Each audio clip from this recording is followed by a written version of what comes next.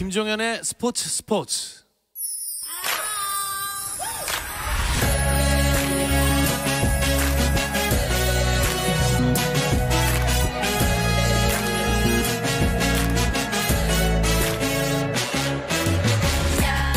추석 연휴를 앞둔 오늘 스포츠가 준비한 소식은 해외 축구 이야기입니다. 손흥민 선수 부상 소식도 있고 또 연휴 기간에 유럽파 선수들 경기 일정도 궁금해서 목요일 코너 이건 김정용의 랄롱도르를 이번 주만 화요일로 당겨서 함께하겠습니다.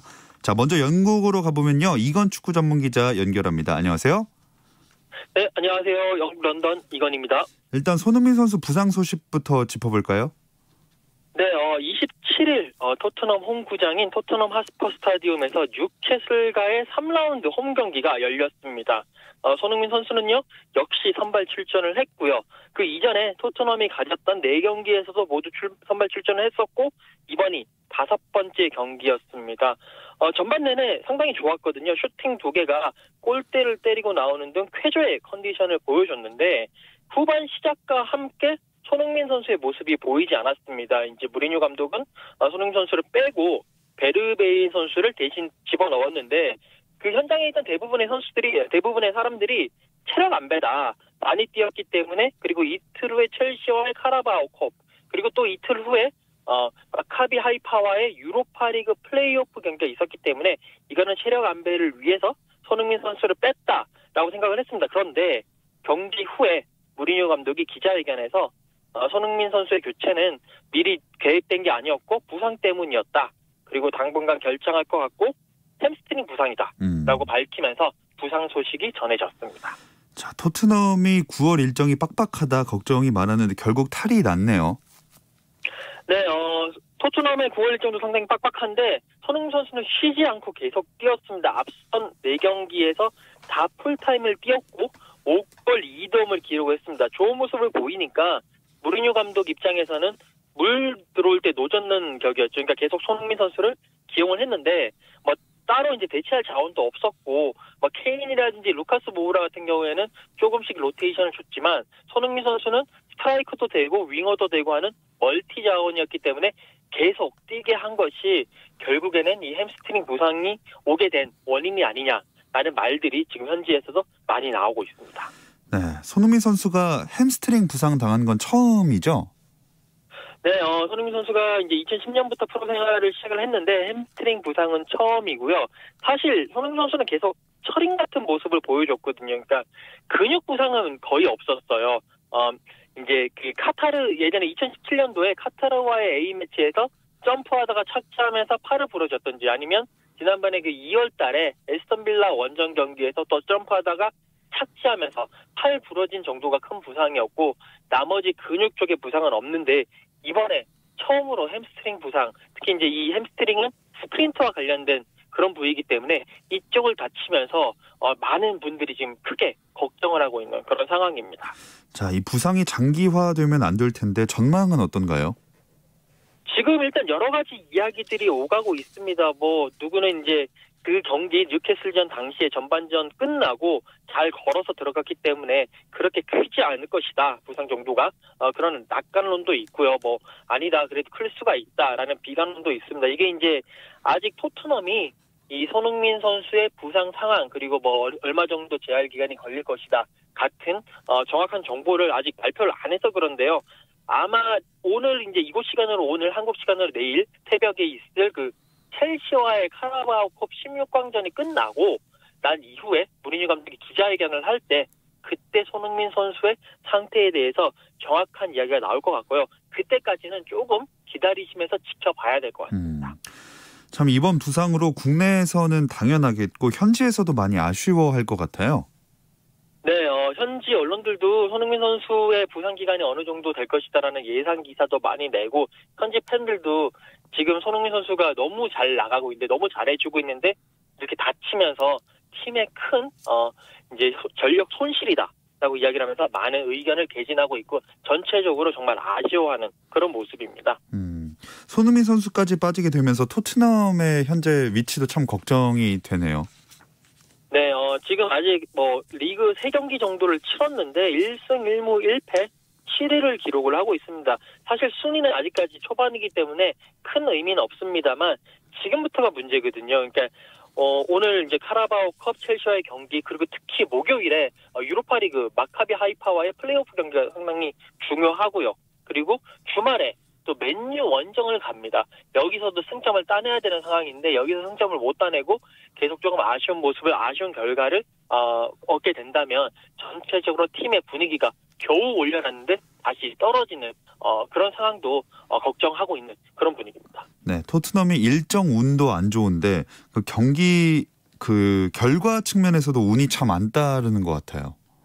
네, 맞습니다. 특히 이제 손흥민 선수가 다친 뉴캐슬전이 아쉬웠는데 경기 결과는 1대1로 비겼습니다. 이제 경기는 토트넘이 뉴캐슬을 일방적으로 몰아치는 분위기였는데 경기 종료 직전에 조금 이해할 수 없는 그런 핸드볼 판정이 나왔습니다. 다이어 선수가 핸드볼을 했다. 이거를 이제 주심이 VAR을 통해서 핸드볼로 선언을 했고요. 그러면서 이제 결국 1대1로 비겼는데 이 판정을 놓고 여러 말들이 지금 계속 나오고 있거든요. 전 현직 프리미어 리거들, 제이미 캐러거라는 이런 사람들은 이런 판정은 너무 불합리하다. 축구의 수치다라는 이야기도 있고요. 뉴캐슬의 감독마저도 정말 토트넘이 화를 내는 이유를 나는 충분히 이해할 수 있다라고 말을 하면서 심판 판정의 의문을 좀 제기하기도 했어요. 전체적으로 좀 운이 안 따라주는 그런 모습입니다. 네, 약간은 찝찝한 결과를 안고 카라바오컵과 유로파 플레이오프까지 치러야 되는데 손흥민 선수 없이 어떻게 버텨낼까요?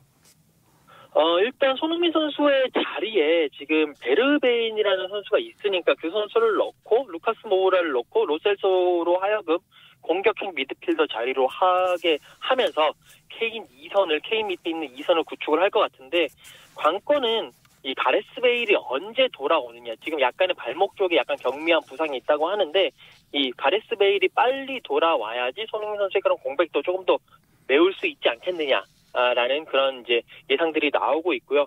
어쨌든 지금 가장 중요한 것이 오늘 이제 밤 한국 시간 내일 새벽에 첼시와의 카라바오컵 16강전 이것도 중요한데 더 중요한 마카비 하이파와의 플레이오프 유로파리그 플레이오프가 제일 중요하기 때문에 그 경기를 앞두고 오늘 경기는 약간 힘을 빼고 1.5군에서 2군 정도를 내고 유로파리그 플레이오프에서 남은 자원들을 다 출전시켜서 승리를 노리는 그런 전략으로 나서지 않겠느냐라는 것이 현지 언론들의 지금 예상평입니다. 네, 그나저나 알리의 이적설이 끊임없이 이어지고 있는데 이번엔 파리 생제르맹이 거론됐네요. 네, 파리 생제르맹 같은 경우에도 중앙 미드필더가 조금 필요한 상황인데 이런 상황에서 델레 알리가 무리뉴 감독과의 약간의 불화설로 인해서 상당히 관계가 좋지 않다라는 기사들이 나오고 있고 그렇기 때문에 파리 생제르맹이 발빠르게 토트넘과 지금 접촉을 하고 있다는 기사들이 나오고 있습니다. 사실 델레 알리 같은 경우에는 지금 현 상황에서 토트넘에서 뛸 자리가 없거든요. 뉴캐슬전에서도 델레 알리의 이름이 출전 선수 명단에 전혀 올라가 있지 않았기 때문에 상당히 지금 팀을 떠나는 거 아니냐라는 얘기들이 나오고 있고 아무래도 이적보다는 임대로 갈 것 같다.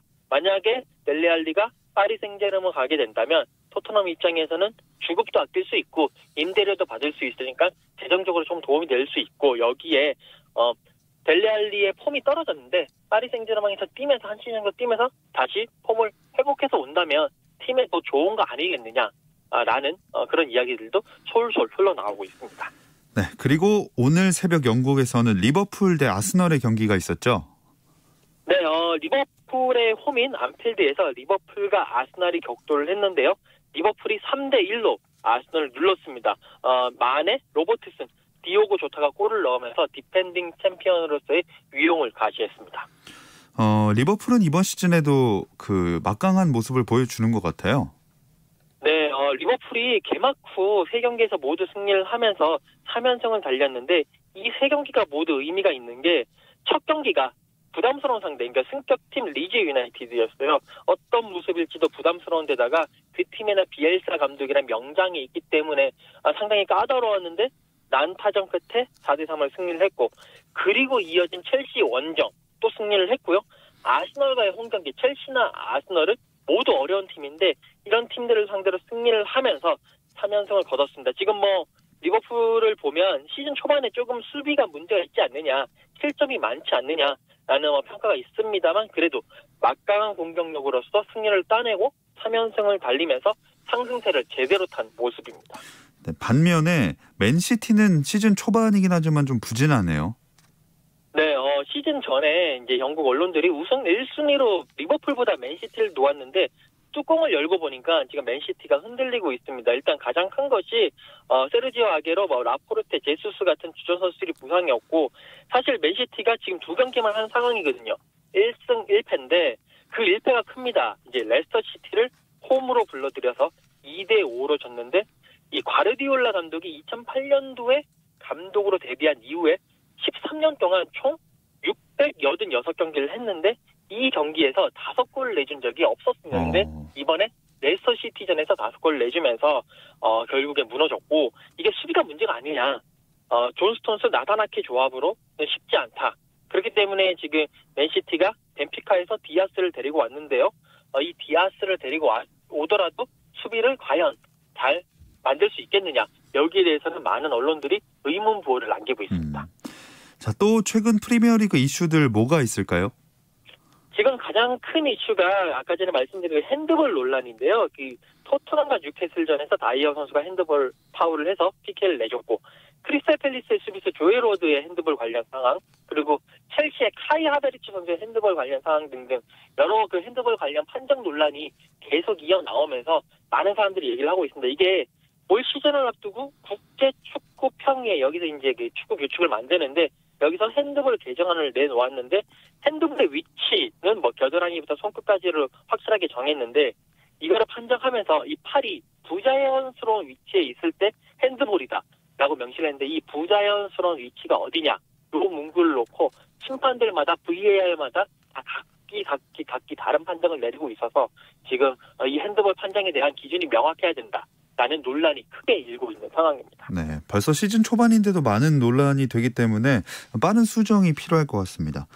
그나저나 잉글랜드 프리미어리그에서 그 코로나 확진자가 계속 나오고 있는데 리그 중단되거나 그러진 않을까요? 어제도 프리미어리그에서 지금 10명 정도 코로나 확진자가 발생됐다라는 이야기가 나오고 있고 이 사람들은 이제 10일간 자가격리를 한다라고 얘기가 나오고 있는데 일단 프리미어리그에서는 10월 1일부터 유관중을 들이기로 했습니다만 그거는 취소가 됐고요.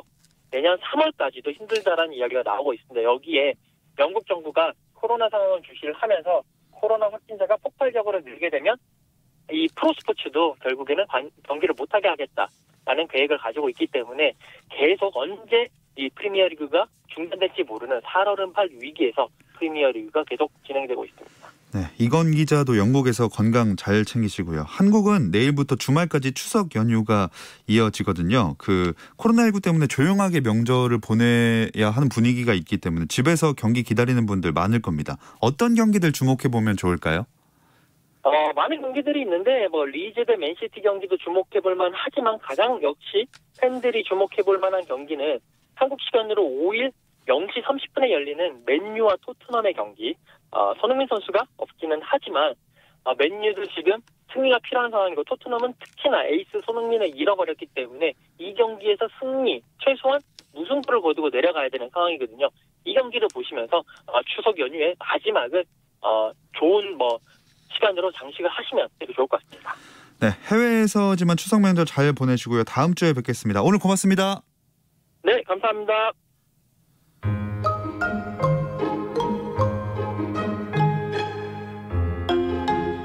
몸은 멀리 있어도 서로를 위한 마음만은 가득한 추석. 추석 특집 김종현의 스포츠와 함께하세요. 해외 축구 이야기를 나누는 라디오의 발롱도르 이건 김정용의 랄롱도르 듣고 계십니다. 이건 기자 연결해서 프리미어리그 소식 들어봤고요. 그 밖에 유럽 축구 소식들 정리해보겠습니다. 풋볼리스트 김정용 기자 연결합니다. 안녕하세요. 안녕하세요. 김정용입니다. 자, 프리미어리그에서 코로나19 확진자가 또 발생했다. 이 소식을 전해드렸는데 이탈리아 세리아에서도 나왔네요. 네, 이 세리아 제노아라는 구단에서 무려 14명이나 나왔고요. 그중에 선수가 11명이나 된다는 소식입니다. 그 월요일 새벽 나폴리를 상대로 이 팀이 경기를 했는데 그 경기에 핵심 선수 2명이 이미 확진을 받아서 경기에서 빠졌어요. 그 여파로 0대6으로 대패를 했는데요. 그 뒤에도 확진자가 속출해서 현지 보도에 따르면 나폴리전에서 뛴 선수 중에서도 6명이 확진이 됐다 이런 보도가 있습니다. 그래서 제노아의 다음 경기는 연기될 게 유력하고요. 상대팀인 나폴리는 무슨 죄라고 그 감염 공포가 있을 뿐 아니라 그 제노아전에서 밀접 접촉자로 분류될 선수들도 자가격리가 돼야 될 텐데 하필 다음 경기가 유벤투스전이라서 나폴리도 손해가 막심하다고 합니다. 자, 세리에아도 참 문제가 많고 전 유럽이 아직도 코로나 때문에 이 축구가 참 문제가 많은데 황희찬 선수 경기 보면 분데스리가는 관중들을 입장시키잖아요. 독일은 괜찮을까요? 일단 황희찬 선수 경기 얘기를 잠깐 드리면 26일 레버쿠젠과 라이프치히의 경기를 얘기하신 건데요. 황희찬 선수는 라이프치히의 공격수로서 후반 시작과 동시에 교체 투입됐습니다. 결과는 1대1 무승부였고요. 사실 관중 입장은 유럽 중에서는 좀 코로나19가 괜찮은 나라라고 해도 우리 상식으로는 이해가 안 되는 상황이긴 하지만 분데스리가는 심지어 제가 다른 현지에 가 있는 기자들 상황을 보니까 훈련장 취재까지 허락을 하고 있는데 경기 관중 입장뿐 아니라 그 훈련하는 그 훈련 그라운드 바로 옆에까지 줄을 쳐놓고 사진기자와 취재기자들이 들어가서 취재를 하고 있더라고요. 이 정도로 좀 우리나라에 비해서는 경각심이 좀 낮은 상황이긴 합니다. 근데 황희찬 선수는 왜 교체 출전만 많이 하는 걸까요? 사실 교체 출전한 최근 2경기를 보면 이해가 되긴 되는데요. 지난주에 이어서 연속으로 교체 출장만 했는데 나왔을 때 모습 보면 팀 전술에 녹아들지 못한 게 보이긴 합니다. 그러니까 측면과 중앙을 오가면서 저돌적인 돌파를 하고 상대 수비를 찢어놓으면서 배속기어 역할은 충분히 하고 있는데요. 그 동료들과의 패스 타이밍 같은 게 좀 안 맞긴 했어요. 그래서 차차 시간을 갖고 팀에 적응하면서 출장 시간을 늘려간다고 긍정적으로 생각하면 될 것 같습니다. 네. 이강인 선수도 교체 출전했고 지난 한 주간에는 눈에 띄는 활약을 보인 유로파 선수가 없었던 것 같습니다. 네, 먼저 이강인 선수는 발렌시아 소속으로 우에스카 상대로 1대1 무승부에 그친 경기에서 막판 교체 출장했습니다.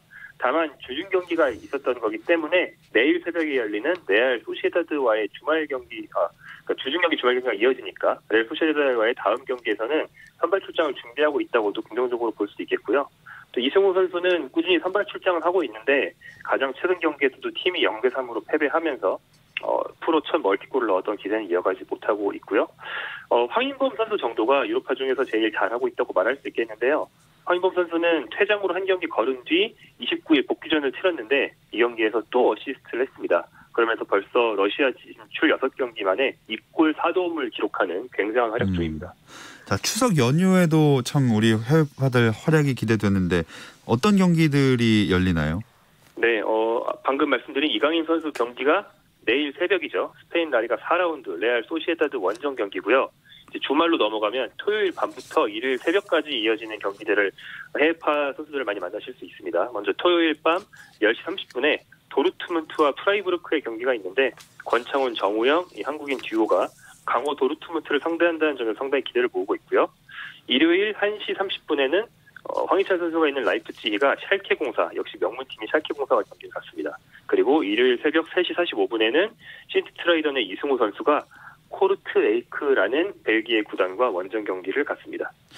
자, 뭐 시즌 초반이라서 더 지켜봐야겠지만 우리 해외파 중에 손흥민 선수를 제외하면 확실히 주전을 굳힌 선수가 아직은 안 보이는 것 같거든요.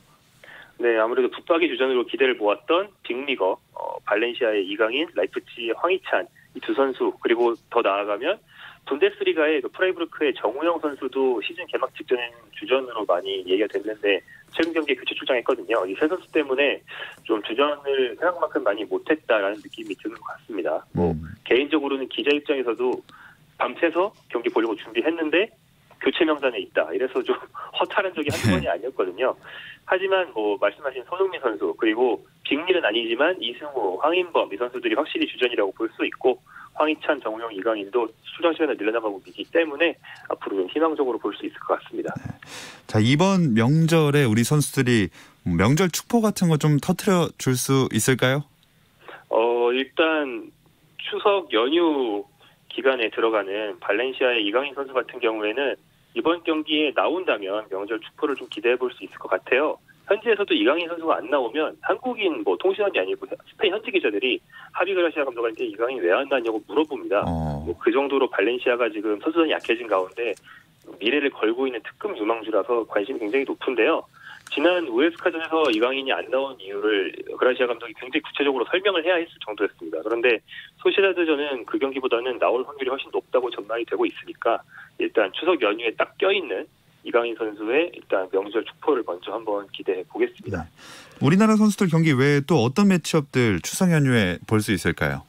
네, 일단 스페인과 분데스리가, 잉글랜드 리그 이런 여러 리그에서 전체적으로 많은 경기들이 벌어지고 있는데요. 아까 잉글랜드 프리미어리그 얘기를 많이 하셨는데 잉글랜드 컵 대회도 있습니다.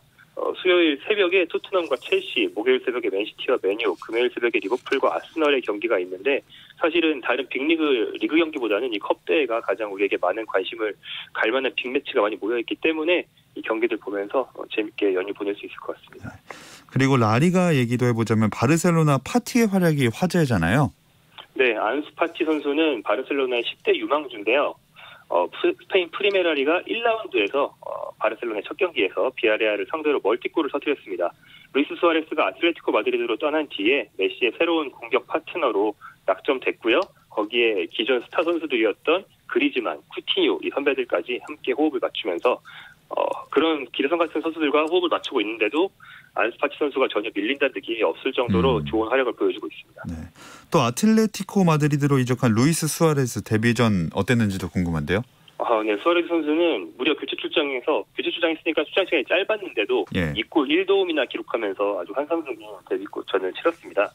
사실 바르셀로나는 작년에 팀 전체가 붕괴된 상황이라서 메시, 수아레즈 두 선수 외에는 공격 루트가 없다는 말까지 있었거든요. 근데 아틀레티코 마드리드는 이 선에서 수비도 다 해주고 패스도 수아레즈에게 잘 넣어줍니다. 그리고 지난 시즌 적응기를 거쳐서 이번 시즌 활약이 기대되는 주앙 펠릭스라든지 공격수로 포지션을 바꾼 마르코스 요렌테 같은 도우미들이 있어서 수아레즈에게 더 편한 환경이고, 마지막으로 원래 아틀레티코 마드리드의 주전이었던 디에고 코스타 선수가 지금 다른 팀으로 이적할 가능성이 상당히 강하게 제기되고 있어요. 그래서 어쩌면 수아레즈가 아틀레티코에서 붙박이 주전 공격수가 돼서 메시와 정면 대결을 하게 되는 모습을 볼 수 있을 것 같습니다.